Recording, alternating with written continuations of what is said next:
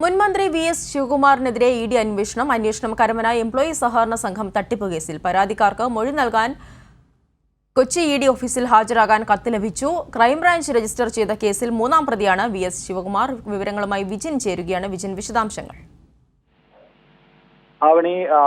Karamana unemployment service സഹകരണ രംഗത്തിലെ തട്ടിപ്പുമായി ബന്ധപ്പെട്ടാണ് വി ശിവകുമാർ ഉൾപ്പെടെയുള്ളവർക്കെതിരെ ക്രൈംബ്രാഞ്ച് കേസന്വേഷണം നടന്നുകൊണ്ടിരിക്കുന്നത്. ഇതിൽ മൂന്നാം പ്രതിയാണ് വി എസ് ശിവകുമാർ. എന്തായാലും മുൻ മന്ത്രിയും കോൺഗ്രസ് നേതാവുമായ ഈ ബാങ്ക് തട്ടിപ്പുമായി ബന്ധപ്പെട്ട് ഇവർക്ക് നേതാക്കൾക്കെതിരായി കോൺഗ്രസ് പ്രവർത്തകരും നേതാക്കളും തന്നെയായിരുന്നു പരാതി നൽകിയത്.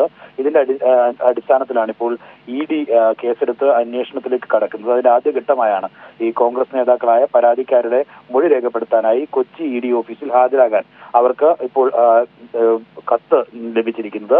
10ഓളം വരുന്ന ഈ പരാതിക്കാർക്കാണ് മൊഴി നൽകാൻ ഇ.ഡി. ഓഫീസിൽ ഹാജരാകണമെന്ന കത്ത് ലഭിച്ചിരിക്കുന്നത്. എന്തായാലും വലിയ തരത്തിലുള്ള പ്രതിഷേധമാണ് ഈ ബാങ്ക് തട്ടിപ്പുമായി ബന്ധപ്പെട്ട് വി എസ് ശിവകുമാറിനെതിരായി ഉണ്ടായിരുന്നത്. അദ്ദേഹത്തിന്റെ വീട്ടിലേക്ക് ഉൾപ്പെടെ കോൺഗ്രസ് നേതാക്കളും അതുപോലെ തന്നെ ഈ സഹകാരികൾ ഉൾപ്പെടെയുള്ളവർ വലിയ തരത്തിലുള്ള പ്രതിഷേധം നടത്തുന്ന ഒരു സാഹചര്യം ഒക്കെ ഉണ്ടായിരുന്നു.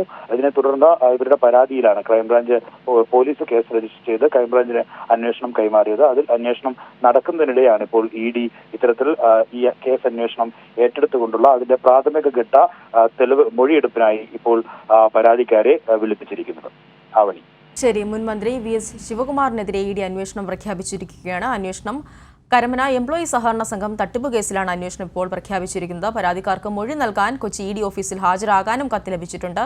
ഒപ്പം തന്നെ ക്രൈംബ്രാഞ്ച് രജിസ്റ്റർ ചെയ്ത കേസിൽ മൂന്നാം പ്രതിയാണ് വി.എസ്. ശിവകുമാർ. വിശദാംശങ്ങളാണ് വിജിൻ നൽകിയത്.